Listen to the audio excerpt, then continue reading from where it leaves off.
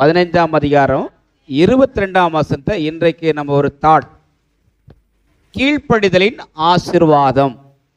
கீழ்ப்படிவதனாலே நமக்கு கிடைக்கும் பலன்கள், நன்மைகள், அந்த தலைப்பின் கீழாக நாம் சிந்தி இருக்கின்றோம். இந்த வசனத்தை எல்லாரும் வாசிங்க.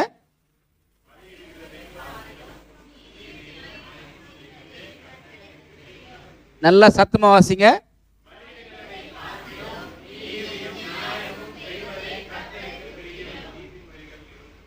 அதையும் சேர்த்து வாசிங்க. நீதிமொழிகள். எத்தனை பேர் நம்புறீங்க? சரி, நாமத்துக்கு ஸ்தோத்திரம். இன்றைய தலைப்பின் கீழாக நமக்கு ஒரு சின்ன ஒரு சிந்தனை என்ன என்று சொன்னால், இங்கே நாம் ஒரு நபரை பார்க்கின்றோம். சவுல். சவுல் யாரு? இஸ்ரவேலின் 12 கோத்திரங்களை ஆளக்கூடிய ஒரு தலைவன், பொறுப்பாளி, கிங், ராஜா.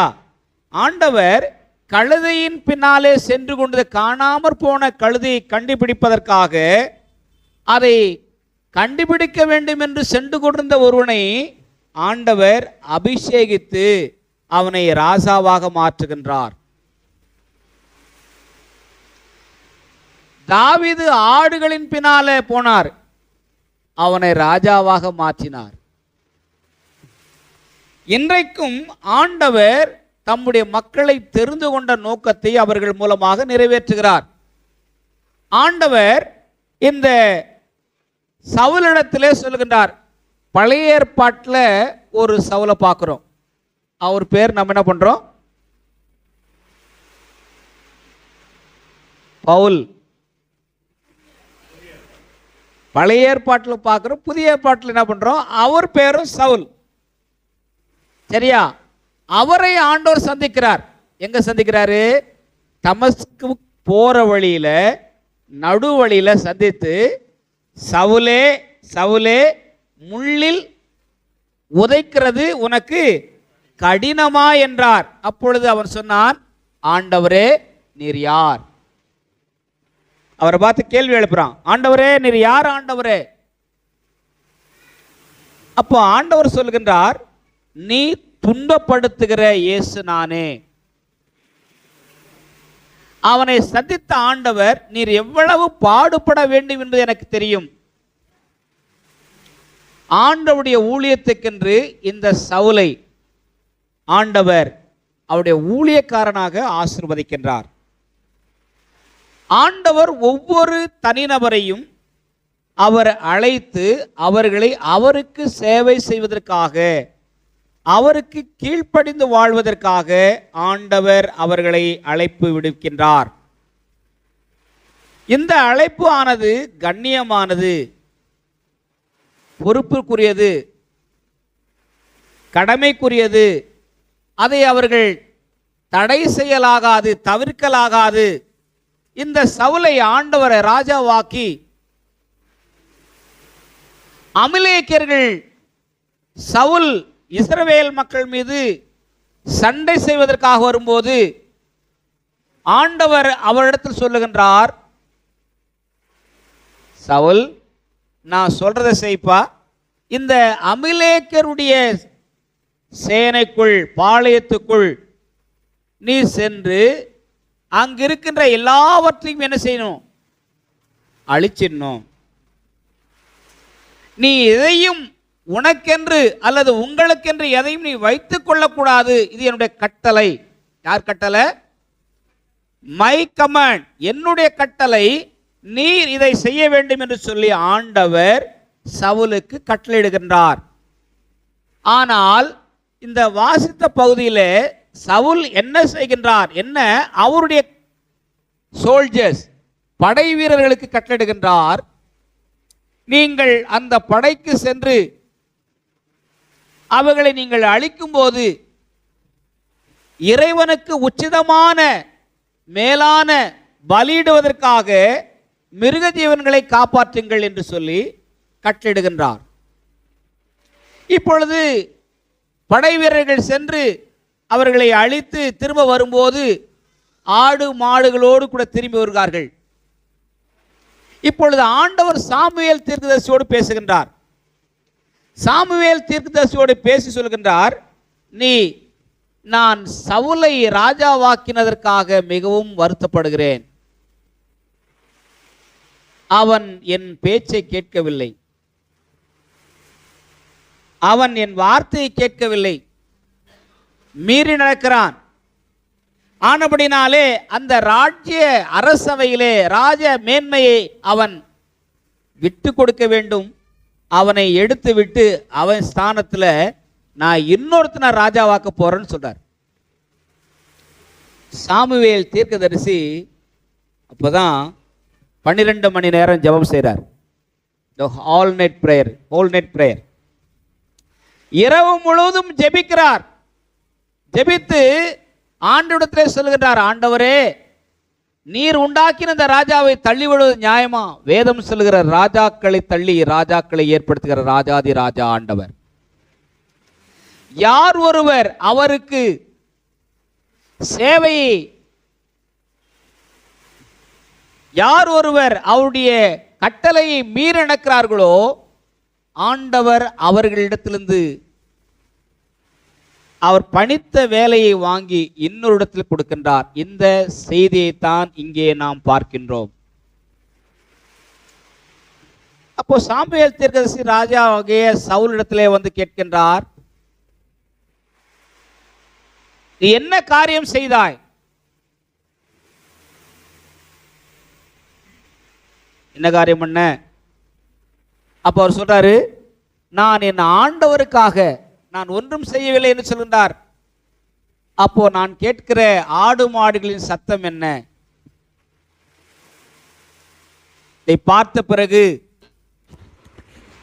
ஆண்டவர் மிகவும் விசனப்படுகிறார், வேதனைப்படுகிறார். சாமுவேல் தீர்க்கதரிசி சவுலிடத்தில் சொல்கின்றார், 22ஆம் வசனம் இப்போ வாசிங்க. அப்பொழுது சாமுவேல் அவனை நோக்கி, கர்த்தர் இன்று உம்மிடத்திலிருந்து இஸ்ரவேலின் ராஜ்யத்தை கிழித்து போட்டு, இஸ்ரவேலின் ராஜ்யத்தை பிரித்து போட்டு, உம்மை பார்க்கிலும்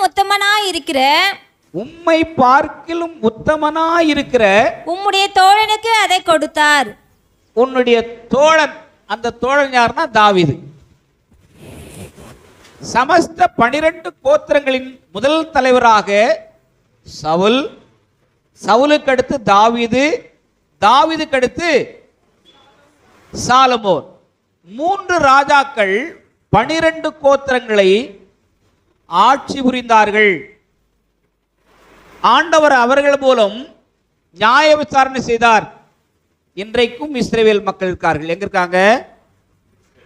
பாலஸ்தீன தேசம், ஜெருசலேம்.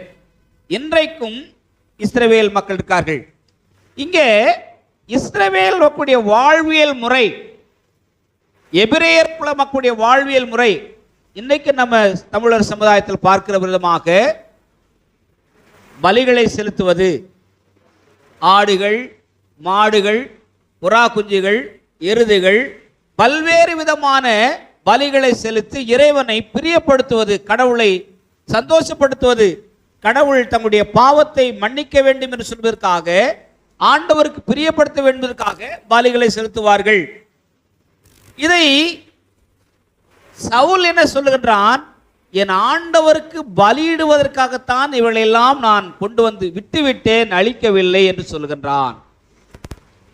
ஆனால் ஆண்டவர் சவுலோடு பேசுகின்றார். சாமுவேல் தீர்க்கதரிசி மூலமாக பலியை பார்க்கிலும் கீழ்ப்படிதல் உத்தமம் என்று சொல்லுகின்றார். பலி நல்லதுதான், அதை நான் செலுத்த வேண்டாம் என்று சொல்லவில்லை.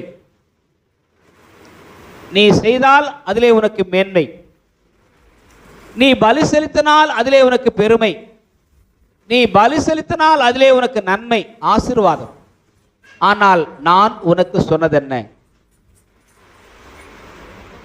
என் வார்த்தைக்கு நீ கட்டுப்படவில்லையே, என் வார்த்தையை நீ மதிக்கவில்லையே, என் வார்த்தைக்கு நீ கீழ்ப்படியவில்லையே. ஆண்டவர் நம்மிடத்தில் எதிர்பார்ப்பது இன்றைக்கு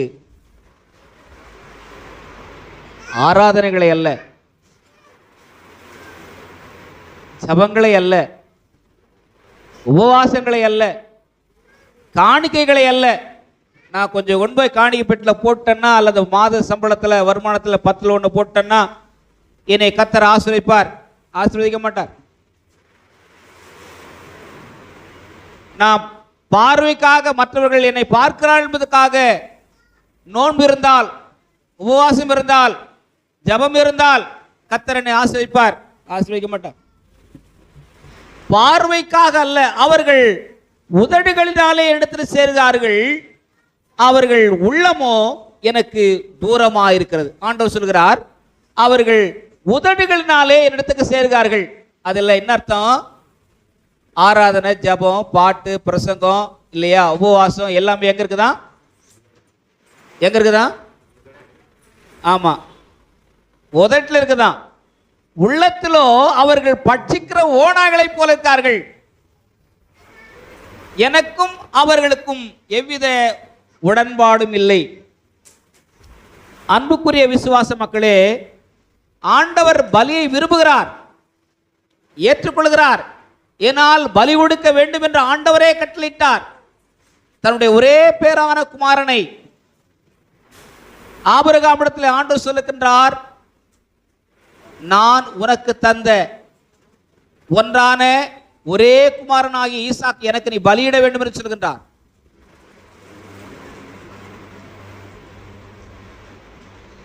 எங்கெல்லாம் இஸ்ரவேல் மக்கள் பயணித்தார்களோ அங்கெல்லாம் ஒரு கூடாரம் போட்டு அந்த இடத்துல ஆண்டவருக்கு என்று பலி செலுத்தினார்கள், கர்த்தரை பிரியப்படுத்தினார்கள்.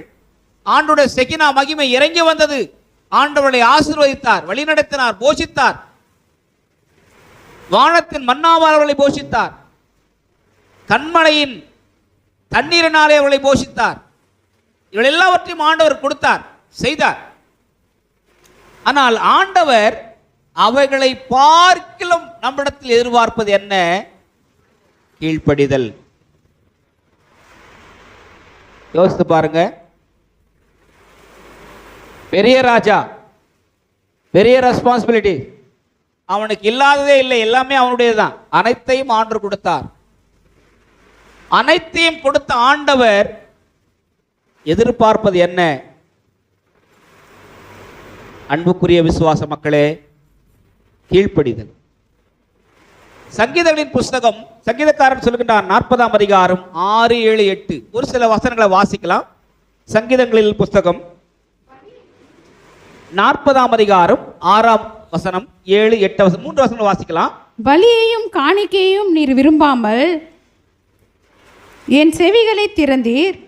பலியையும் காணிக்கையும் விரும்பாமல் என் செவிகளை திறந்தீர். என் செவிகளை திறந்து சர்வாங்க தகன பலியையும் பாவ நிவாரண பலியையும் நீர் கேட்கவில்லை. சர்வாங்க தகன பலியையும் பாவ நிவாரண பலியையும் நீர் கேட்கவில்லை. அப்பொழுது நான் இதோ வருகிறேன், இதோ வருகிறேன். புஸ்தக சுருளில் என்னை குறித்து எழுதியிருக்கிறது. புஸ்தக சுருளில் என்னை குறித்து எழுதியிருக்கிறது.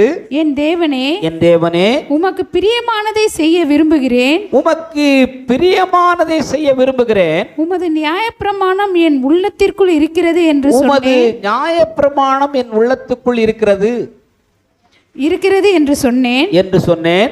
மகா சபையிலே நீதியை பிரசங்கித்தேன். மகா சபையிலே உம்முடைய நீதியை பிரசங்கித்தேன். என் உதடுகளை மூடேன். என் உதடுகளோடு கர்த்தாவே நீர் அதை அறிவீர். என் கர்த்தாவே நீர் அதை அறிவீர்.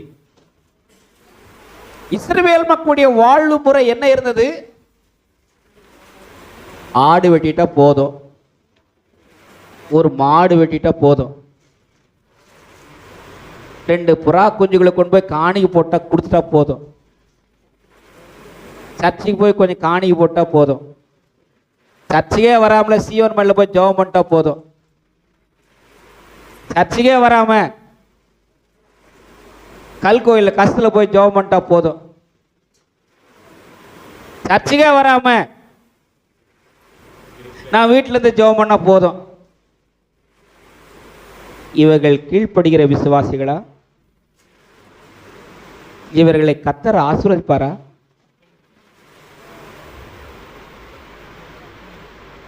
நீ எதை விதைக்கிறாயோ, நீதிக்கென்று விதைத்தால் நீதிக்கென்று அறுவடை செய்வார். அதிகமா எதிர்பார்த்து கொஞ்சம் தான் வரும். நமக்கு ஆத்திரம் இருக்கும், எவ்வளோ இதெல்லாம் நான் உருட்டிக்கணும். மனிதன் உலகம் முழுவதையும் ஆதாயப்படுத்தினாலும் தன் ஜீவனை நஷ்டப்படுத்தினால் அதனால் அவனுக்கு லாபம் என்ன? அப்படியே பக்கத்தில் வசலுங்க, மனுஷன் உலகம் முழுவதையும் ஆதாயப்படுத்தினால் தன் ஜீவனை ஒரு நேரம் சாப்பாட்டுக்காக ஏசாவை போல ஒரு நேரம் சாப்பாட்டுக்காக கிறிஸ்தவ விசுவாசத்தை இழப்பாயானால் கிறிஸ்தவராக நாம் வாழ இயலாது.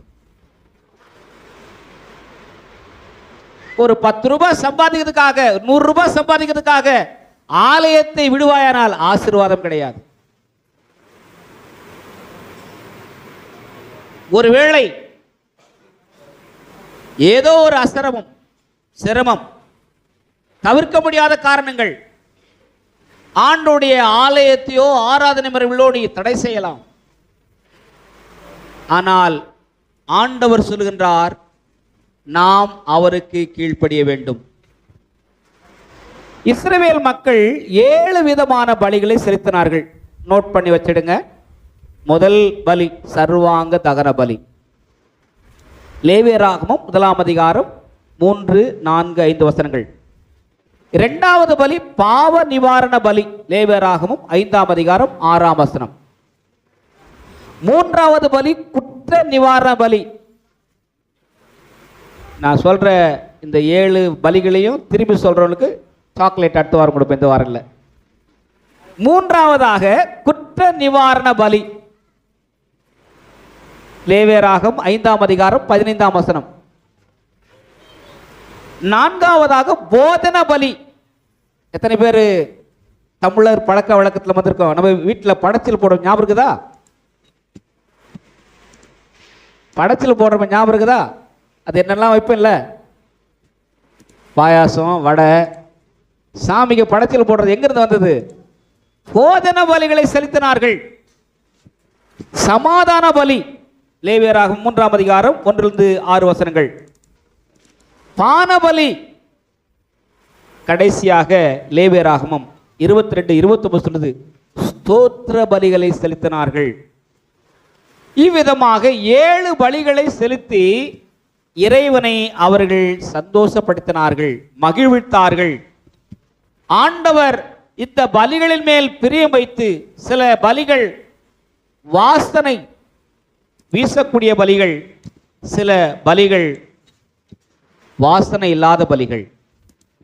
ஆனால் இந்த பலிகளை ஏற்றுக்கொண்ட ஆண்டவர் மக்களை ஆசீர்வதித்தார். யெகோவா தெய்வம், யாவே தெய்வம் மக்களை ஆசீர்வதித்தார். இந்த காட்சிகளையும் நடைமுறை வாழ்க்கையும் பின்பற்றின சவுல், என் ஆண்டவருக்கு பலி செலுத்துவதற்காகத்தான் இந்த ஆடு மாடுகளை நான் நீ சொன்னதை தவிர்த்து நானா இதெல்லாம் கொண்டு வந்து வச்சிருக்கிறேன். அங்கே அவனுக்குள் ஏற்பட்ட மாற்றங்கள் என்ன? ஒரு மனிதன் அல்லது ஒரு மனுஷி கடவுளுடைய சித்தத்துக்கு விரோதமாக, கடவுளுடைய கட்டளைக்கு விரோதமாக மாறும்போது அவனுடைய வாழ்க்கையில என்ன நிலைப்பாடு உண்டாகிறது? முதல் இச்சை. இச்சை என்ன புரியுதா? அடுத்தவர்களுடைய உடைமைகளை தன் உடைமைகளாக மாறுவது. இரண்டாவது, கடவுளுடைய கட்டளை மீறி சுயம் நம்மை ஆளும்போது, அவர் என்ன பாஸ்ட் என்ன பிரசங்கம் பண்ணுவார், நம்மளுக்கு தான் தெரியும் நம்ம பிரச்சனை. என் வேலை நான் பார்க்குறேன், அவர் வேலை அவர் பார்ப்பார். சகோதரனே, சகோதரியே, இச்சை உங்களை ஆள வேண்டாம், இச்சையாதிருப்பாயாக. சுயம் நம்மை ஆள வேண்டாம். சுயம் வந்துச்சுன்னா அங்கே ஆண்டவர் இருக்கின்ற இடத்திலே தன்னை வைத்து பார்க்கக்கூடிய ஒரு மனநிலை, மன மேட்டிமை உண்டாகும். அவனுக்கு மேட்டிமை. மூன்றாவது, சாக்கு போக்கு சொல்லுதல். இன்னைக்கு ஏன் சர்ச்சுக்கு வரல? வேலை வச்சுட்டாங்க பாஸ்டர். ஏன் சர்ச்சுக்கு வரல? கால் ஒடிஞ்சிச்சு பாஸ்டர். ஏன் சர்ச்சுக்கு வரல? தலைவலி பாஸ்டர். ஏன் சர்ச்சுக்கு வரலையே? சொந்தக்காரங்க வந்துட்டாங்க பாஸ்டர்.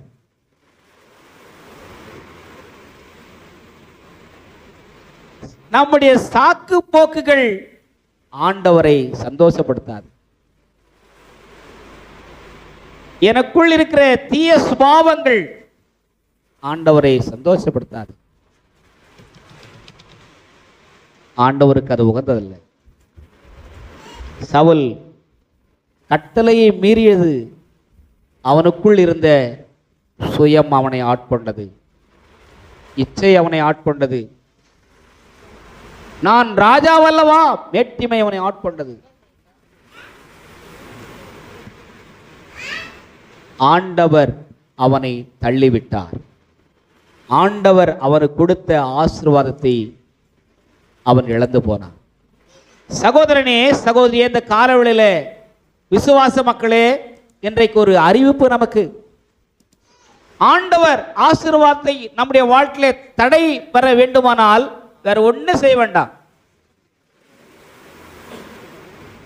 ஆணவம், அகங்காரம், மேட்டிமை நம்மை ஆட்கொள்ளும் போது, சுயம் நம்மை ஆளும் போது கடவுளுடைய ஆசீர்வாதத்தை நாம் இழந்து விடுகின்றோம். சுயமென்னில் சாம்பலாய் மாற சுத்தாவியே எனில் வாரும். எத்தனை பேர் சொல்ல முடியும்? நான் என்ற எண்ணம் எனக்கு வேணாம் பாஸ், அகந்தை எனக்கு வேணாம். ஆண்டவர் எனக்கு குறித்ததை நான் செய்வேன். வேதாகமத்தில் நாம் பலியை அல்ல என்று சொன்ன ஆண்டவர் எதை நம்முடைய எதிர்பார்க்கிறார்? சகோதரனே, சகோதரியே, நம்முடைய ஆரவார ஜபத்தையோ, நம்முடைய அனல் உள்ள உபவாச ஜபங்களையோ, நம்முடைய காணிக்கைகளையோ, தசம பாகங்களையோ நாம் பெரிய கொடை வல்லல் என்று சொல்லி பிறர் பார்க்க வேண்டும் என்பதற்காக நல்ல மினுக்கான உடைகளை உடுத்துக்கொண்டு ஆலயத்துக்கு வருவதையோ ஆண்டவர் பார்ப்பதில்லை. ஆண்டவர் நம்மிடத்தில் எதிர்பார்ப்பதெல்லாம் தரமான ஒரு குணம், வாழ்வு, கீழ்ப்படிதலை எதிர்பார்க்கிறார். எத்தனை பேர் நம்புறீங்க? அல்லேலூயா. இரண்டாவதாக சங்கீதக்காரன் இவ்விதமாக சொல்கின்றான். 51ஆம் சங்கீதம் 17ஆம் வசனம் சொல்கின்றான், நொறுங்குண்ட இருதயத்தை ஆண்டவரிடத்தில் எதிர்பார்க்கின்றார். சவுலுடைய இருதயம் ஆண்டவருக்கு விரோதமாக இருந்தது. உள்ளத்தில் ஆண்டவரை அவமதித்தான், கட்டளை மீறி நடந்தான். வாசிக்க பார்க்கலாம். 51:17. கேட்கும் பலிகள், தேவனுக்கு ஏற்கும் பலிகள் நொறுங்குண்ட ஆவிதான். பலி அல்ல. ஆண்டவர் விரும்புகிற பலி உண்டு வாழ்க்கையில நொறுங்குண்ட ஆவி. தேவனே, தேவனே, நொறுங்குண்டதும் நறுங்குண்டதுமான இருதயத்தை நீர் புறக்கணீர். நொறுங்குண்டதும் நறுங்குண்டதுமான இருதயத்தை நீர் புறக்கணீர். ஆண்டவர் எதிர்பார்க்கிறது கீழ்ப்படிதல். ஆண்டவர் எதிர்பார்க்கிறது உடைந்த உள்ளம். எத்தனை பேர் உடைந்த உள்ளத்தோடு வந்திருக்கீங்க? அன்னாள் தேவ சமூகத்தில் உடைந்த உள்ளத்தோடு ஒரு கதறுகிறாள். ஆகார் தேவ சமூகத்தில் என் பிள்ளையை சாகிறதை என்னால் பார்க்க முடியாது என்று கதறுகிறாள். ஒருவேளை இன்னைக்கு காலை வேளையில உடைஞ்சு போன மனசோடு வந்திருக்கிறாயா? கர்த்தர் பார்க்கிறார்.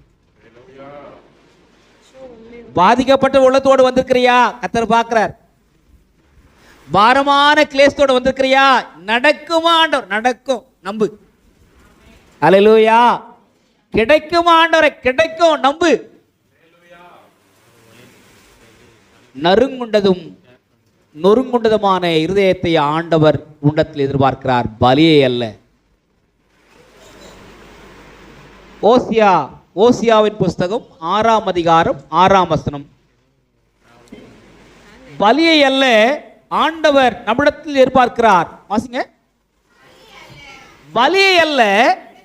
எல்லாரும் என்ன பாருங்க, பைபிள் வச்சிருக்கலாம், தயவுசெய்து பைபிள் எடுத்து வாங்க. எத்தனை பேர் பைபிள் கொண்டு வந்திருக்கீங்க? சில பேர் பைபிள் எடுத்து வரதில்லை. நீங்க ஹாயா வரக்கூடாது, பைபிள் எடுத்து வரணும். அல்லேலூயா. ஆண்டவர் சொல்லுகின்றார், பலியை அல்ல இரக்கத்தையும் தகன பலிகளை பார்க்கிலும் தேவன் அறிகிற அறிவையும் விரும்புகிறேன். தேவன் அறிகிற அறிவையும் விரும்புகிறேன். இன்னும் உம்மை அறியணுமே, இன்னும் உம்மை அறியணுமே, இன்னும் கிட்டி சேரணுமே, இன்னும் கிட்டே சேரணுமே. ராஜாவும் பிரசன்னம் போதுமையா, எப்போதும் எனக்கு போதுமையா. ராஜாவும் பிரசன்னம் போதுமையா, போதும் போதுமையா. பிரசன்னம் பிரசன்னம் தேவ பிரசன்னம், ஆஹா பிரசன்னம் பிரசன்னம் தேவ பிரசன்னம். அதிகாலமே தேடுகிறே, அதிகாலமே தேடுகிறே, ஆர்வமுடன் நாடுகிறே, ஆர்வமுடன் நாடுகிறே.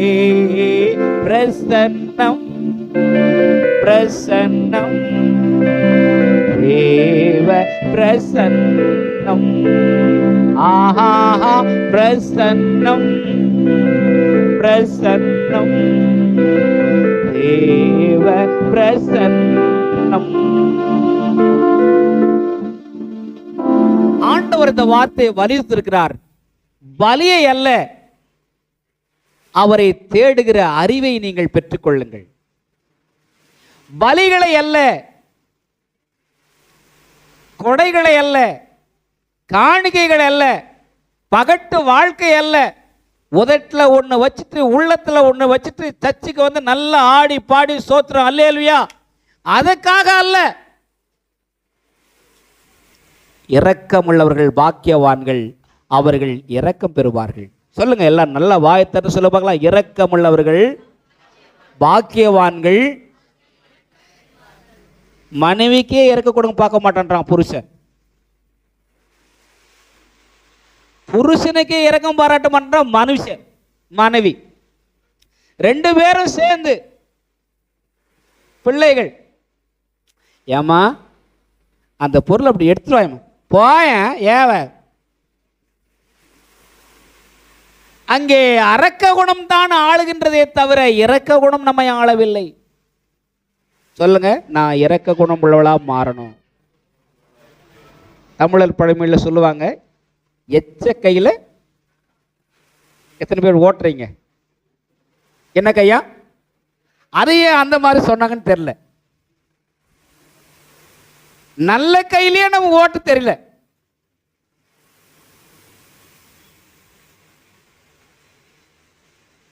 அதிகமாய் பிசினித்தனம் பண்ணி கடவுளுக்கு கொடுக்க நேரத்தை திருடி வியாபாரம் பண்ணி தொழில் பண்ணி லாபம் பண்ணி மோசம் பண்ணி சேர்த்து வைத்த பணத்தை பாவிகள் அனுபவிப்பர். யார் அந்த பணத்தை? அதிகமாய் கருமித்தனம் பண்ணி பிசினித்தனம் பண்ணி ஏழ்மை அடையோரும் உண்டு.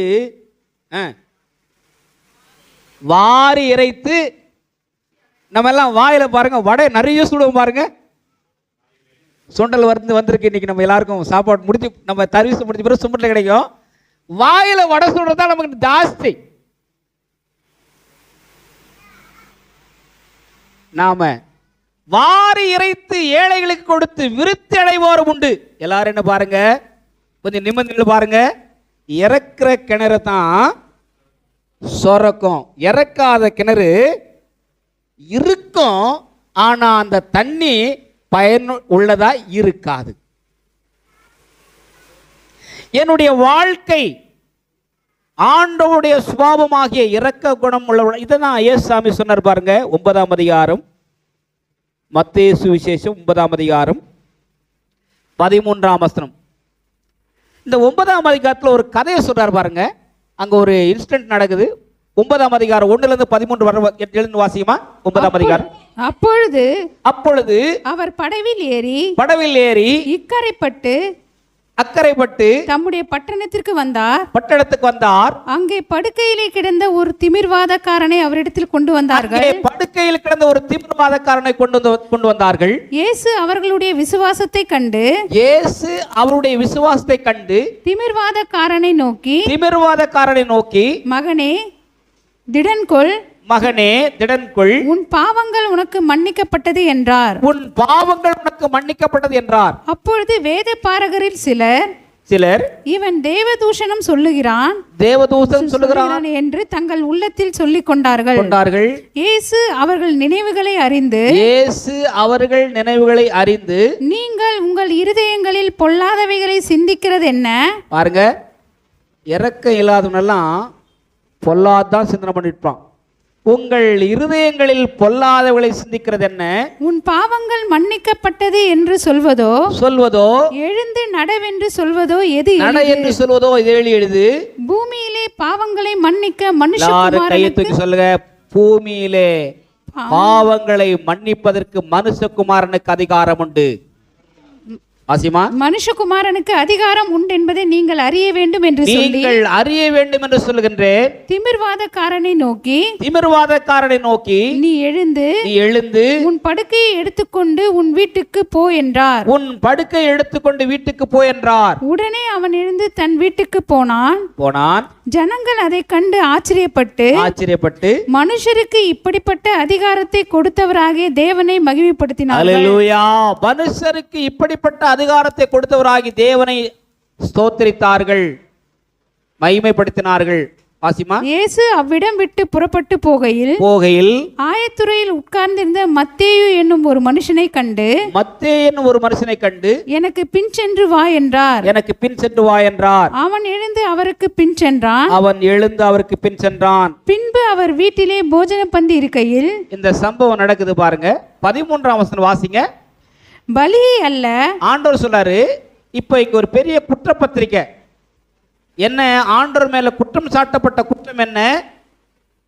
திமிர்வாதக்காரனை சுகமாக்குறாரு, தரித்திரர், ஆயக்காரர், ஊர்ல ஒதுக்கி வச்சவன், சேரி சேர்ந்தவன், பாவியான மனுஷன், சமுதாயத்தில் ஒதுக்குப்புறமாயிருக்கிற வாழ்கிற மக்கள், அதிகாரிகளாலே கீழ்த்தரமாக எண்ணப்பட்ட மக்கள், இவங்க கூடலாம் போய் ஒரு பேசுறாரு, கூட இருக்காரு. ஆண்டவர் மீது குற்றம் சுமத்தினார்கள்.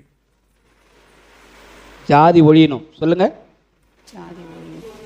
மேல் ஜாதி கீழ் ஜாதின்ற ஜாதி ஒழியணும். அல்லேலூயா. மேல் குடிமக்கள் கீழ்குடி மக்கள் என்ற நிலைப்பாடு மாறணும். சமத்துவத்தை கற்றுக் கொடுத்த ஒரே ஒரு தெய்வம் ஏசாயா. கைத்துக்கு சொல்லுங்க.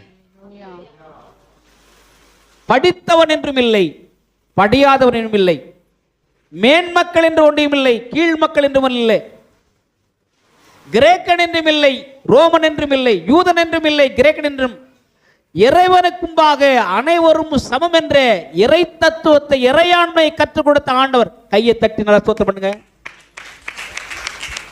இன்றைய சமூகத்தின் இறையாண்மை சீர்கெட்டு போயிருக்கிறது. இங்க சொல்ற ஆண்டவர் பரிசேயர்களை பார்த்து சொல்கின்றார், ஊரெல்லாம் அங்கிகளை மாட்டிக்கொண்டு வலம் வருகிறீர்கள். உங்களுக்கு தரமான மக்களை பார்த்தவர்கள் இல்லங்களுக்கு சென்று பிரார்த்தனை நடத்துகிறீர்கள், கூட்டம் நடத்துகிறீர்கள். எளியவர்களையோ விதவைகளையோ அனாதைகளையோ நீங்கள் கைவிட்டு விடுவீர்கள். பெரிய பெரிய தம்பட்டம் அடித்து நாங்கள் பலி செலுத்துன்னு சொன்னா பண்றீங்க, ஆரவாரத்தோடு செலுத்துறீங்க. ஆனால் இவைகளை நான் உங்களிடத்தில் எதிர்பார்க்கவில்லை. பலியை அல்ல, இரக்கத்தையே விரும்புகிறேன் என்பதின் அர்த்தத்தை இன்னதென்று போய் கற்றுக்கொள்ளுங்கள், நீங்கள் போய் கற்றுக்கொள்ளுங்கள் என்றார். நீதிமான்களே அல்ல. இதுக்கு தான் டெமோ. இரக்கத்தை எப்படிடா செய்யணுன்றத ஆண்டவர் என்ன சொன்னாரு? இந்த திமிர்வாதக்காரனை கொண்டு வந்த மக்களுடைய விசுவாசத்தை கண்டு அவனை பார்த்து சொல்றாரு, உன் படுக்கையை எடுத்துக்கொண்டு நட. சொல்லுங்க, அல்லேலூயா, அல்லேலூயா.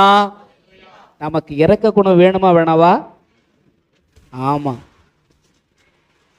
நாம் பிறருக்கு இறங்க வேண்டும் என்பதுதான் ஆண்டவர் நமக்கு கொடுத்த நல்ல போதனை, நல்ல வார்த்தை.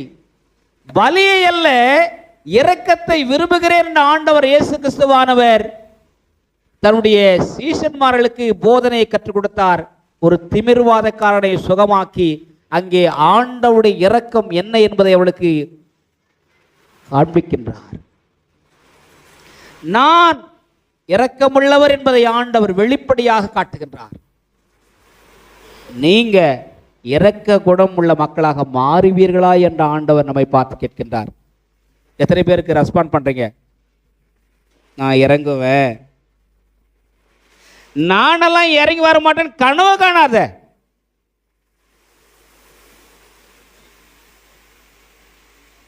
எப்போ பொழுது வெடியும்? என் மனைவி என்னை குறித்து எப்போ ஒரு வார்த்தை சொல்லுவாங்க, எங்கள் வீட்டுக்காரு சில சமயத்தில் கடினமாக பேசினாலும் அதுக்கு அப்புறம் மனசு வைக்க மாட்டார். யாருக்கிட்ட பேசினாலும் மறுபடியும் அவங்களுக்கு கூட சந்தோஷம் பேசிகிட்டு இருப்பார், மறந்துடுவார். எத்தனை பேர் நீங்கள் உங்கள் குடும்பங்களில் மனைவி மேலே இரக்கமாக இருக்கீங்க, புருஷன் மேலே இரக்கமாக இருக்கீங்க, வீட்டில் ஒருத்தருக்கு ஒருத்தர் நீங்கள் இரக்கமாக இருக்கீங்க? இரக்கம் ஒன்றுமல்ல, ஒருவரை ஒருவர் ஏற்றுக்கொண்டு வாழ்வதுதான் இரக்கம். அல்லேலூயா. இந்த உலகத்தில் அறம் செய்ய வேண்டும் என்று விரும்புகிறவர்கள் இரக்க குணமுள்ளாயிருப்பார்கள். ஏழைகள் மீது இரக்கம் காண்பிப்பார்கள், வறியர்கள் மீது இரக்கம் காண்பிப்பார்கள், இல்லையா? தேவையுள்ள மக்கள் மீது இரக்கம் காண்பிப்பார்கள். அதைத்தான் ஆண்டவர் தன் வாழ்வின் வழியாக, வார்த்தையின் வழியாக செய்து காட்டினார். எல்லாரும் ஆமென் சொல்லுங்க. வார்த்தையின் வழியாக, தன் வாழ்வின் வழியாக, அற்புதங்கள் வழியாக ஆண்டவர் இரக்கம் என்பதை, இறைவனுடைய அருட்கொடை என்பதை காண்பித்தார். கிறிஸ்தவரே, ஆண்டுடைய பிள்ளைகளே, நம்முடைய வாழ்க்கையில இரக்க குணம் படைத்த மக்களாக மாற வேண்டும். அரக்க குணம் நமக்கு வேண்டாம், அது அவசியமில்லை. இந்த குணத்தை அடிப்படையாக சொல்கின்றார். பலியை அல்ல. நீங்க பெரிய பெரிய கோவிலில் ஆடு வெட்டுறதும் மாடு வெட்டுறதும் இல்லையா, என்னெல்லாம் செஞ்சுட்டு போயா, அதையெல்லாம் நான் உங்ககிட்ட எதிர்பார்க்கலையா. இறங்குகிற தேவனாலே ஆகும். இரக்கமுள்ள ஆண்டவர். வேதம் சொல்லுது, அவர் அன்பிற்கு அளவே இல்லை, அவர் இரக்கத்துக்கு முடிவே இல்லை. சொல்லுங்க, அவர் அன்புக்கு அளவே இல்லை, அவர் இரக்கத்துக்கு முடிவே இல்லை. மனதுருகும் தெய்வமே இயேசையா, உம்மை மனதார துதிப்பேன் ஸ்தோத்திரம். இந்த இயேசுவை ஏற்றுக்கொண்டு வாழ்கிற ஒவ்வொரு கிறிஸ்தவரும், ஒவ்வொரு கர்த்தருடைய பிள்ளைகளும் தங்கள் வாழ்க்கையில இரக்க குணம் படைத்த மக்களாக மாற வேண்டும். அல்லேலூயா. பிறர்பால் அன்பு செலுத்துகிற மக்களாக, எந்த விதத்திலும் பிறரை நாம் நம்முடைய வார்த்தைகளினால் காயப்படுத்தக்கூடாது. எல்லாரும் என்ன பார்க்குறீங்க? நல்லது. சில சமயத்தில் நம்ம எப்படி பேசும் தெரியுமா?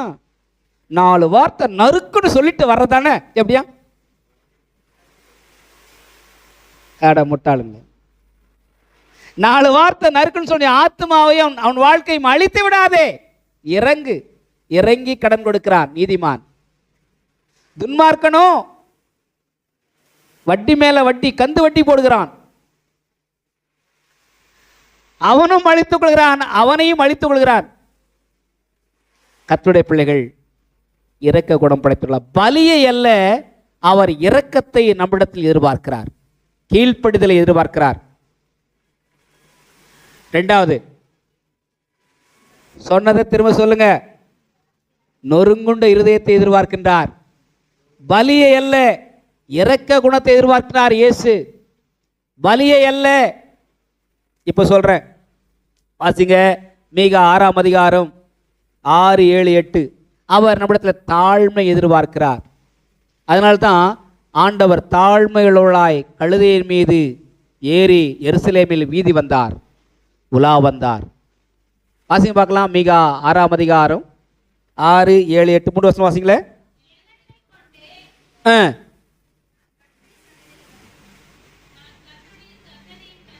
நான் கர்த்தருடைய சந்நிதியில் வந்து உன்னதமான தேவனுக்கு முன்பாக பணிந்து கொண்டு தகன பலிகளை கொண்டும் 1 வயது கன்றுக்குட்டிகளை கொண்டும் அவர் சந்நிதியில் வர வேண்டுமோ? ஆயிரங்களான ஆட்டுக்கடாக்களின் பேரிலும் என்னையாய் ஓடுகிற 10,000 ஆடுகளின் பேரிலும் கர்த்தர் பிரியமாயிருப்பாரோ? அக்கிரமத்தை போக்க என் முதற் பேரானவனையும் என் ஆத்துமாவின் பாவத்தை போக்க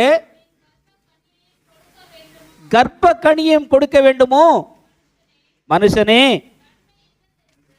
மனுஷனே நன்மை என்னதென்று எல்லாரும் என்ன பாருங்க, பக்கத்துல பார்த்து சொல்லுங்க. மனுஷனே மனுஷியே நன்மை என்னதென்று நீ அறிந்திருக்கிறாய். வாசிமா. நியாயத்தை செய்து இரக்கத்தை சிநேகித்து, எல்லாரும் கை தூக்கி சொல்லுங்க, கடவுளுக்கு முன்பாக நான் தாழ்மையா இருப்பேன். சில பேர் கையை தூக்க மாட்டேன்றீங்க. கடவுளுக்கு முன்பாக நான் தாழ்மையா இருப்பேன். மனத்தாழ்மை அல்லவோ அவர் உன்னத்தில் எதிர்பார்க்கிறார். மனத்தாழ்மை இருந்தா என்ன இருக்குமா? நீதி இருக்குமா, நியாயம் இருக்குமா, இரக்கம் இருக்குமா? மனத்தாழ்மை என்ன இருக்கணும்? நீதி இருக்குமா, நியாயம் இருக்குமா, இரக்கம் இருக்குமா? இந்த நீதி நியாயம் இரக்கம் 3 இல்லைன்னா அவன் மேட்டுமையா இருப்பான். ஏரோது சமஸ்த மக்கள் இஸ்ரவேல் மக்களை கூட்டம் கூட்டி வந்து ராஜா அங்கு வங்கி போட்டு என்ன பண்ணாரு? அழகா பிரசங்கம் பண்றாராம். கர்த்தருக்கு கொடுக்க வேண்டிய மரியாதையை, கர்த்தருக்கு கொடுக்க வேண்டிய மேன்மையை, கர்த்தருக்கு கொடுக்க வேண்டிய பெருமையை இவர் ராஜ மேன்மை உள்ளவராக இருக்கு அப்படின்னாலே வந்து பெரிய பிரசங்கம் பண்றாராம். பைபிள் சொல்லுதான், தேவ தூதன் வந்து அவனை அடிச்சானா புழு புழுத்து செத்தான். பெருமை உள்ளவர்களுக்கு கர்த்தர் எதிர்த்து நிற்கிறார், தாழ்மை உள்ளவர்களுக்கோ கிருபை அளிக்கிறார். சவுலுக்கு பெருமை இருந்துச்சு, சொன்ன வார்த்தை கேட்கல. அவனுடைய பெருமையே அவனுடைய ராஜ்ய வீழ்ச்சிக்கு பங்கமாய் மாறிவிட்டது. இப்ப யோசித்து பாருங்க, நம்ம பெருமைப்பட்டது என்ன இருக்குது? நான் யார் தெரியுமா? நான் சொல்லப்பா சாமி, நான் சொல்ல மாட்டேன். எங்க அப்பா அம்மா யார் தெரியுமா? இருக்கிறாங்க அவங்க. எங்க ஊர் என்ன தெரியுமா? இவங்க பெரிய லார்ட் லபக்தாஸ் பாருங்களேன். நீ யார் என்பதை உணர, நான் யார் என்பதை உணர, மனிதா நீ மண்ணா இருக்கிறாய், மண்ணுக்கே திரும்புவாய். மண்ணா இருக்கிறாய், மண்ணுக்கே திரும்பாய். மனுஷா என்ற ஆண்டு, மனுஷியே என்ற ஆண்டவர் அழைக்கிறார். நான் உன்னிடத்தில் மனத்தாழ்மை எதிர்பார்க்கிறேன், பலிகளை அல்ல, உன்னுடைய அந்தஸ்துகளை அல்ல, உன்னுடைய பொருட்களை அல்ல, உமக்கு வேண்டியவளை அல்ல என்று ஆண்டவர் சொல்லுகின்றார். பிரியமான சகோதரரே, சகோதரியே, கர்த்தருடைய வார்த்தை இன்றைக்கு நமக்கு கடந்து வருகிறது. ஆண்டவர் நம்மிடத்தில் எதிர்பார்ப்பது கீழ்ப்படிதல். வேதாகமத்தில் பலருடைய வாழ்க்கையை ஆசிரியப்பதற்கு பல காரணங்கள் உண்டு. 1-2 பேர் சொல்லுங்களேன். நோவா கீழ்ப்படிந்தார். நோவா கீழ்ப்படினாலே அவன் 8 பேர் அவன் குடும்பத்தாரை காப்பாற்றினார். வேதம் சொல்லுகிறது மோசே கீழ்ப்படிந்தார், இஸ்ரவேல் மக்களை காப்பாற்றினார். ரூத்து நகோமிக்கு கீழ்ப்படிந்தாள், அவள் மூலம் இயேசு கிறிஸ்து பூமிக்கு வந்தார். நம்புறீங்களா? பவுல் கீழ்ப்படிந்தார், ஆண்டுடைய சுவிசேஷத்தை உலகம் முழுவதும் கொடுத்து சென்றார், ஆசீர்வதிக்கப்பட்டார். எபேசியர் புஸ்தகம் 6ஆம் அதிகாரம், பிள்ளைகள் எடுத்துங்க, மில்டன் வாசி பார்க்கலாம். எபேசியர் புஸ்தகம் 6ஆம் அதிகாரம் 1ஆம் வசனம் 2ஆம் வசனம் வாசிங்க. நான் இப்ப கீழ்ப்படிதல் பேசுறேன். பிள்ளைகள் யாருன்னா ஒருத்தர் எழுந்து வாசிங்க பார்க்கலாம். பிள்ளைகளே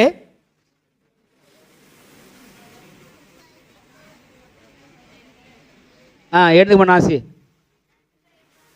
வாசிமா, பிள்ளைகளுக்கு சந்தர்ப்பத்தை கொடுங்க. வாசிமா.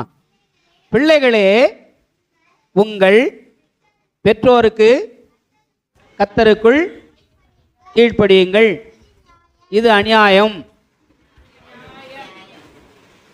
பிள்ளைகளா உங்க பெற்றோருக்கு நீங்க கீழ்ப்பட்டுறீங்களா? நியாயம். உட்காருமா.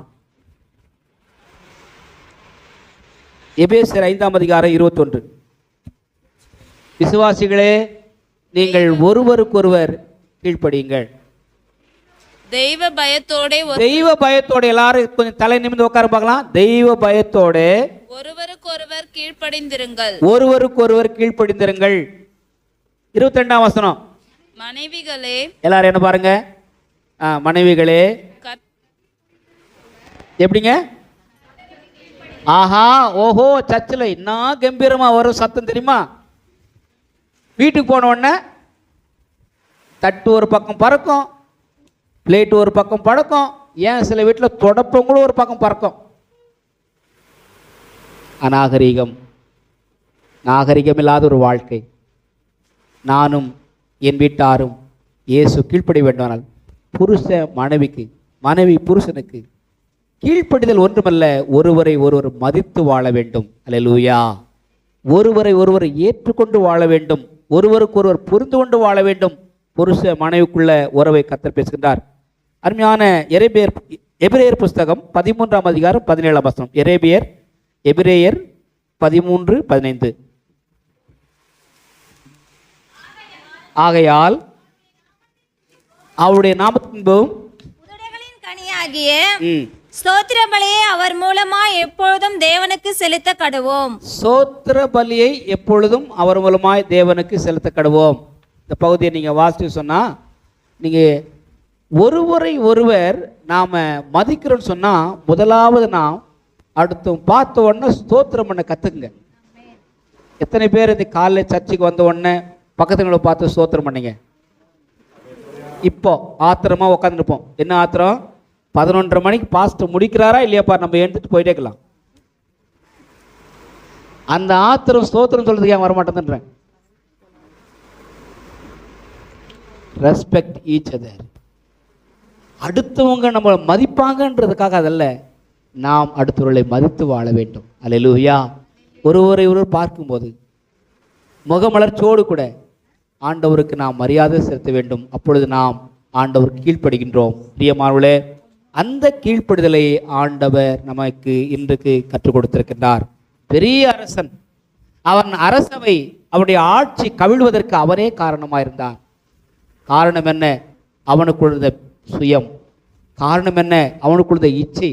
காரணம் என்ன? அவனுக்குள்ள ஆணவம். காரணம் என்ன? அவனுக்குள்ள பெருமை. இவையெல்லாம் ஒரு ஆட்சி மாற்றத்துக்கு காரணமாயிருந்தது. ஆனால் தாவீது, வேதம் சொல்கிறது, தாவீது என் இருதயத்துக்கேற்ற தாசன் ஆண்டவர் சொல்கிறார். கையத்துக்கு சொல்லுங்க, ஹல்லேலூயா. என் இருதயத்துக்கேற்ற ஒரு தாசன் நான் தேடினேன், நான் அவனை கண்டுபிடித்தேன். சாமுவேல் தீர்க்கதரிசனமாக கர்த்தர் அவனை அபிஷேகித்து ராஜாவாக உயர்த்துகிறார். உங்கள் தாழ்வில் உங்களை உயர்த்துகிறவரை துதியுங்கள், அவர் கிருபை என்றும் உள்ளது. ஒருவேளை நம்ம தாழ்வுபட்டிருக்கலாம், கஷ்டப்பட்டிருக்கலாம். கடைசியாக ஒரு சத்தியத்தை உங்களுக்கு சொல்லி நான் 6ஆம் அதிகாரம், மல்கியா புஸ்தகம் 6ஆம் அதிகாரம் 10ஆம் வசனம். ஆண்டவருக்கு மகிமை உண்டாகட்டும். மல்கியா 3:10. மல்கியா 3ஆம் அதிகாரம். எல்லாருக்கும் தெரிஞ்ச வசனம் வாசிங்க பார்க்கலாம். என் ஆலயத்தில் எல்லாரும் பைபிள் எடுத்துங்க. என் ஆலயத்தில் சாப்பாடு உண்டாயிருக்கும்படி தசம பாகங்களை எல்லாம் பண்டகசாலையிலே கொண்டு வாருங்கள். அப்பொழுது நான் வானத்தின் பல கனிகளை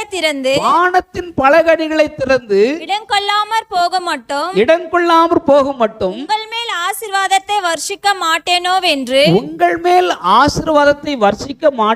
என்று அதனால் என்னை சோதித்து பாருங்கள் என்று சேனைகளின் கர்த்தர் சொல்லுகின்றார். பொய் சொல்லாம நல்ல நெஞ்சோட மனசோட தைரியமா எத்தனை பேர் சொல்ல முடியும்? நீங்க தசமம் கொடுக்குறீங்க, காணிக்க கொடுக்குறீங்க. இப்போ நம்ம வஞ்சிக்கிறோமா, ஏமாத்துறோமா இல்லையா? கர்த்தருடைய வார்த்தையை நம்ம கீழ்பற்றுமா? விசுவாசியே, ஆண்டவருக்கு ஏதோ நீ கொடுத்து தான் அவர் பெரிய நீ ராஜாவாகவோ இல்லை பணக்காரராகவோ ஆத்தன அவசியம் இல்லை. அவர் ஏற்கனவே அனைத்து மகிமையின் ஐஸ்வர்யங்களுக்கும் சொந்தக்காரர். பூமியும் அது நிறைவும் கர்த்தருடையது. பூமியில் உள்ள அனைத்தும் கர்த்தருடையது. ஆனா இவன் சொல்றான், இந்த ஆடு மாடு கோழி கொட்டையில ட்வீட் வந்துக்கிறான் அவர் கொடுக்கறதுக்கு. நீ என்னத்தை கொடுப்ப? என்ன கொடுப்பே என் இயேசுவுக்கு, என்னில் ஒன்றும் இல்லை ஐயா, எல்லாம் என் இயேசுவே. என்ன கொடுப்பே. நீ ஏதோ ஒரு 10,000 ரூபாயில் 1000 ரூபாய் தசம்பாவன் போட்டோன்னா நீ பெரிய ஆள் நினச்சிக்காத. அதை வச்சு அவர் ஆடுறாரு, அதை வச்சு அவர் வேலை இல்லைங்க. பாஸ்டர் என் தசம்பாவத்தை கொண்டு வந்து கொடுக்கும்போது, உன் தசம்பாகத்தால் கர்த்தர் உன்னை ஆசிரிக்க மாட்டார். உன் காணிக்கையால் கர்த்தர் உன்னை ஆசிரிக்க. நல்ல மனசு உனக்கு இருக்குதா? முதன்மையானவளை முதலாவது ஆண்டவர் கொடு. பக்கத்தில் பார்த்து சொல்லுங்க, உன்னுள்ள முதன்மையானத, முக்கியமானத, உனக்கு எது முக்கியம் நினைக்கிறியோ அதை ஆண்டவர் கொடு.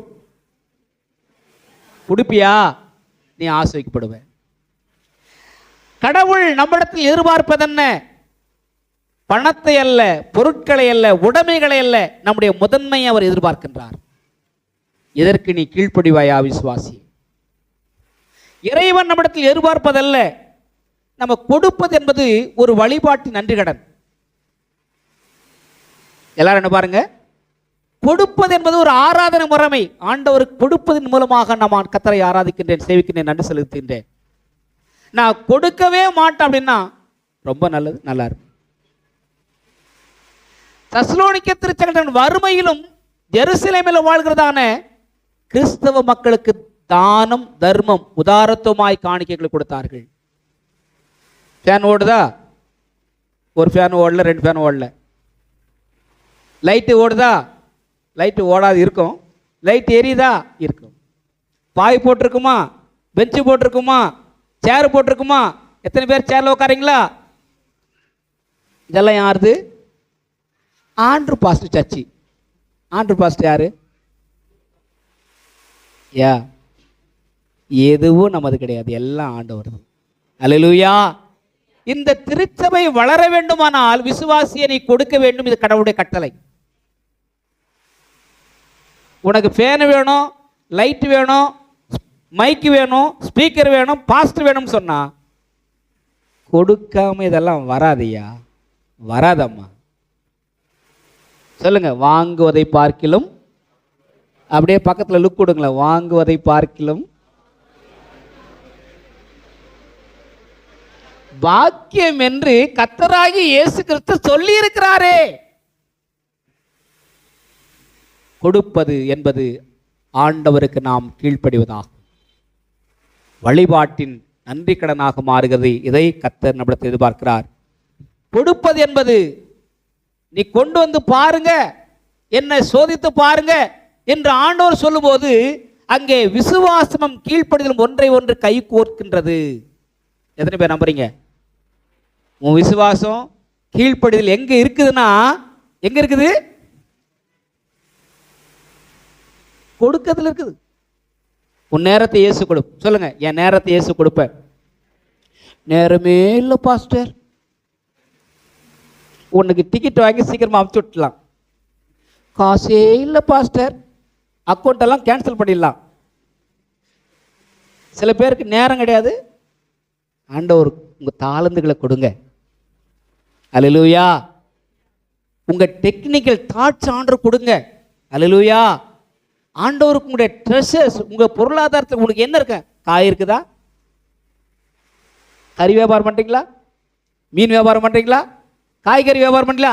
எதை ஆண்டவருக்கு நீ கொடுக்க வேண்டும் என்று நேர்ந்து கொண்டாயோ அதை நீ ஆண்டவருக்கு செலுத்த, அதனால் நீ ஆசிக்கப்படுவாய். அல்லேலூயா. திருச்சபைக்கு நாம், ஊழியக்காருக்கு நாம், ஆண்டவருக்கு நாம் கீழ்ப்படிது நம்மையே தானமாக ஆண்டவர் கொடுப்பது. அல்லேலூயா. அல்லேலூயா. எனக்கு அன்பான சகோதர சகோதரியே, கொடுப்பது ஆண்டவருடைய வாக்குறுதியின் மேலே நாம் நம்பிக்கை வைப்பது. அல்லேலூயா. ஏன் நாம் கொடுக்குறோன்னு சொன்னா, பைபிள் சொல்ற, ஏழைக்கு இறங்குகிறவன் கர்த்தருக்கு கடன் கொடுக்கிறான், அவன் கொடுத்ததை ஆண்டவர் திரும்ப தருவார். எல்லாரும் எழுதுக்கலாமா? இப்ப நம்ம கொடுக்காததை ஆண்டவர் எனக்கு திரும்பி தருவார் சொல்ல முடியுமா? எல்லாரும் எழுந்துங்க, உங்களை நான் சிந்திக்க வைக்கிறேன். நன்மையான எந்த ஈவுகளும் பூரணமான எந்த வரவும் ஜோதிகளின் பிதாவிடத்தில் இறங்கி வருகிறது.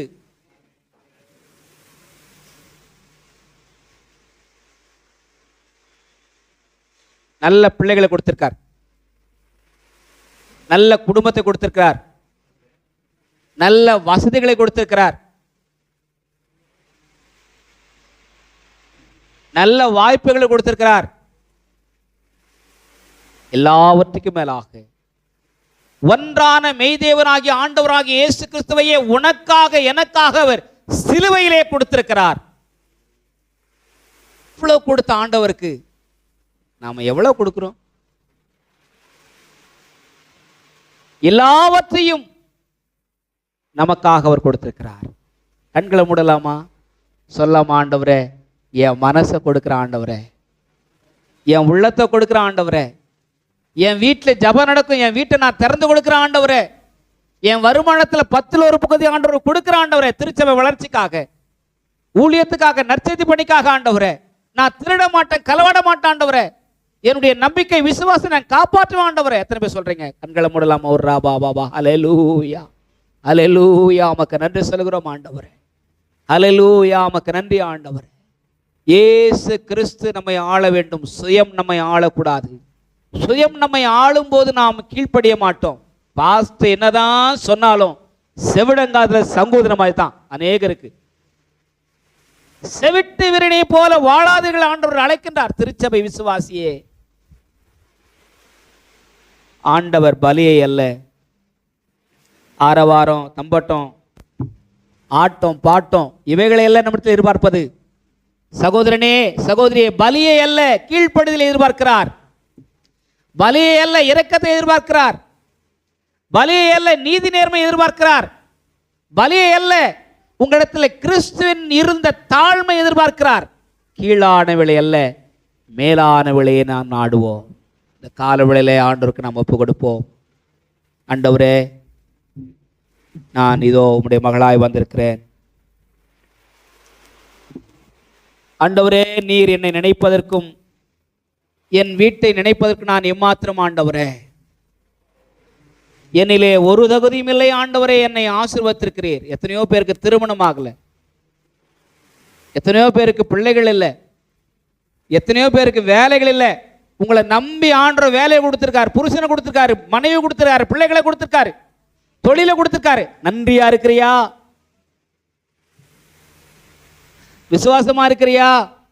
ஆண்டவர் இன்றைக்கு நம்மை பார்த்து கேட்கின்றார். மறவாமல் நினைப்பவரே, ஏசையா நிறைவேற்றி முடிப்பவரே. மறவாமல் நினைப்பவரே, ஏசையா நிறைவேற்றி முடிப்பவரே. நீ நம்ப பண்ணின உந்தன் வாக்குகளை நிறைவேற்றுவே. நீ நம்ப பண்ணின உந்தன் வாக்குகளை நிறைவேற்றுவே. மறவாமல் நினைப்பவரே, இசையா நிறைவேற்றி முடிப்பவரே. மறவாமல் நிறைப்பவரே, இசையா நிறைவேற்றி முடிப்பவரே. நீ நம்ம பண்ணின வாக்குகளை நிறைவேற்றுவே. உடன்படிக்கையின் தேவன் உண்மையில் பிசகாதவர். உடன்படிக்கையின் தேவன் தன் உண்மையில் பிசகாதவர். தாவீதுக்கு நான் பொய் சொல்லே என்று சொல்லி சொன்னதை நிறைவேற்றுவே. தாவீதுக்கு நான் பொய் சொல்லே என்று சொல்லி சொன்னதை நிறைவேற்றுவே. மறவாமல் நினைப்பவரே இசையா நிறைவேற்றி முடிப்பவரே. மறவாமல் நினைப்பவரே இசையா நிறைவேற்றி முடிப்பவரே. நீ நம்ப பண்ணின உன் வாக்குகளை நிறைவேற்றுவே. நீ நம்ப பண்ணின உன் வாக்குகளை நிறைவேற்றுவே. நல்ல கரங்களை உயர்த்தி, ஆண்டவரே எனக்காக கர்த்தர் யாவும் செய்து முடிப்பார். என்னை சோதித்து பாரு சொன்ன ஆண்டவர், வானத்தின் பலகட்டுகளை திறந்து நான் உங்களை ஆசீர்வதிப்பேன். நம்ம ஏன் இன்னும் பிச்சைக்காரர்களா வாழ்றோம்? ஏன் இன்னும் கடன்காரிகளா வாழ்றோம்? ஏன் இன்னும் இந்த வாழ்க்கையில ஆசீர்வாதம் இல்லாமல் வாழ்றோம்? Because we don't respect God. நாம் ஆண்டவரை மதிப்பதில்லை. Because we don't obey God. கடவுளுக்கு கீழ்ப்படிவதில்லை. Because we don't obey pastors வார்கள் கீழ்ப்பட்டதில்லை. We don't obey our parents. பெற்றோர்களுக்கு நம்ம கீழ்ப்பட்டதில்லை. ஆசீர்வாதம் நம்மை விட்டு பறிபோகிறது. சொல்ல முடியுமா? பிள்ளைகளே, உங்கள் பெற்றோர் கர்த்தருக்கு கீழ்ப்படியுங்கள். இது நியாயம். நீ ஆசீர்வாதமா இருப்ப, நல்ல அறிவாளியா இருப்ப, முதல் மார்க் வாங்குவ, கர்த்தரை உயர்த்துவார். விசுவாசிகளே, உங்க பாஸ்டருக்கு கீழ்ப்படிங்க, சொல்றதை கேளுங்க. அவர் என்ன சொல்றது நான் என்ன செய்வேன், ஓடாத. கர்த்தரை ஆசீர்வதிக்க மாட்டான். ஊழியக்காரனுக்கு கட்டுப்பட்ட விசுவாசி ஆசீர்வாதமா இருப்பான். ஒருவருக்கொருவர் கீழ்ப்படுத்தி என்னுடைய பிரமாணத்தை நிறைவேற்ற வார்த்தை சொல்லுங்க. தாவீது தேவனுக்கேற்ற ஒரு முகனாய் தாசனாய் ஆண்டவர் கண்டார். அதனால தான் தாவீதா சொல்ல முடியுது, கர்த்தர் என் மேய்ப்பராய் இருக்கிறார், நான் தாட்சடையேன். அவர் என்னை புல்லுள்ள இடங்களில் மேய்த்து அமர்ந்த தண்ணீரிலே கொண்டு போய் அமெரிக்கையான ஒரு வாழ்க்கை, சுமூகமான ஒரு வாழ்க்கை, கஷ்டம் கடினமில்லாத ஒரு வாழ்க்கை, பரபரப்பு பயம் திகிலில்லாத ஒரு வாழ்க்கை, அச்சமில்லாத ஒரு வாழ்க்கை கர்த்தர் தாவீதின் அரசவையிலே கட்டளையிட்டார். சவுலின் அரசவையிலே எடுத்து விட்டார். இன்னைக்கு நாம் தாவீதை போல மாறுவோமா, சவுலை போல இருக்கிறோமா? தீர்மானிப்போம் பிரியமானவர்களே. கர்த்தருக்கு நம்ம ஒப்பு கொடுப்போம். ஆண்டவரே, பலியை அல்ல, என்னிடத்தில் தாழ்மை எதிர்பார்க்கிறேன் சுவாமி. நான் எப்போதும் தாழ்மை உள்ளவளா வாழணும் சாமி. இரக்கமுள்ளவனா மாறணும் சாமி. அன்புள்ளவளா மாறணும் ஆண்டவர். அந்த நல்ல சுபாவங்களை என்னிடத்துக்கு தாரும் சாமி. கர்த்தருடைய வார்த்தை சொல்றது, நான் மனத்தாழ்மையும் சாந்த குணமுமாயிருக்கிறேன், என்னிடத்துல வந்து கற்றுக்கொள்கிறேன். எல்லாரும் சொல்லாமா? மனத்தாழ்மையும் சாந்த குணமுமாயிருக்கிறேன். Come and learn from me. கர்த்தர் நம்மை அழைக்கிறார். அவரிடத்தில் நல்ல சுபாவங்களை கற்றுக்கொண்டு அவருக்காக இந்த பூமியில வாழ ஆண்டவர் நம்மளை இரக்கமுள்ளவர்கள் பாக்கியவான்கள், அவர்கள் இரக்கம் பெறுவார்கள். அவருடைய இரக்கத்தை பெற்றுக்கொண்ட நாம் பிரியமானவர்களே, பிறருக்கு இரக்கம் காட்ட கர்த்தர் அழைக்கின்றார். ஒப்பு கொடுப்போமா? ஆண்டவருடைய ராஜ்யத்தை நாம் நிரப்புவதற்காக, அவருடைய ஆட்சியிலே அவருடைய மக்களை நாம் சேர்ப்பதற்காக நம்மை நாமே ஒப்பு கொடுப்போம். நல்ல பிதாவே, நாங்கள் உமக்கு நன்றி செலுத்துவோம். இன்றைக்கு நாங்கள் படித்துக்கொண்ட நல்ல போதனைக்காக நன்றியோடு துதிக்கிறோம் சுவாமி. ஆரவாரங்களை அல்ல, கைத்தட்டுகளை அல்ல, பேண்ட் சத்தத்தை அல்ல சுவாமி. ஆண்டவரே, இன்றைக்கு ஆண்டவரே, எது வேண்டுமானாலும் கடவுளுக்கு கொடுத்து நான் திருப்திப்படுத்திடுவேன், அப்படி அல்ல ஆண்டவரே. எங்களிடத்தில் எதிர்பார்க்கிறது ஆண்டவரே எளிமையான ஒரு வாழ்க்கை, தூய்மையான ஒரு வாழ்க்கை, தாழ்மையான ஒரு வாழ்க்கை, கனிவுள்ள ஒரு வாழ்வை ஆண்டவரே நாங்கள் எதிர்பார்க்கிற வாழ்க்கை நடத்துவதற்கு எங்களுக்கு இரக்கம் காட்டும் சாமி. எங்களை தனித்தனியாகவும் குடும்பம் குடும்பமாகவும் பேர் பேராகவும் தொட்டு நீர் ஆசீர்வதித்து வழி நடத்தும். எல்லா துதி கன மகிமை உமக்கு ஒருவருக்கே நாங்கள் செலுத்துகின்றோம். இயேசு கிறிஸ்துவின் நாமத்தில் வேண்டுகிறோம் நல்ல பிதாவே, ஆமேன்.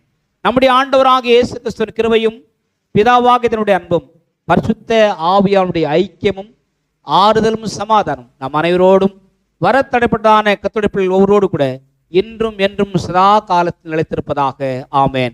என் ஆத்துமாவே கர்த்தரை ஸ்தோத்திரி, முழு உள்ளமே பரிசுத்த நாமத்தை ஸ்தோத்திரி. என் ஆத்துமாவே கர்த்தரை ஸ்தோத்திரி. கர்த்தர் செய்த சகல உபகாரங்களை மறவாதே. அவர் வரும் நாளேனில் என்னை கரமசைத்து அன்பாய் கூப்பிட்டு சேர்த்து கொள்வார். அவர் வரும் நாளேனில் என்னை கரமசைத்து அன்பாய் கூப்பிட்டு சேர்த்து கொள்வார். அவர் சமூகமாகில் அங்கே அவருடனே ஆடி பாடி மகிழ்ந்திடுவே.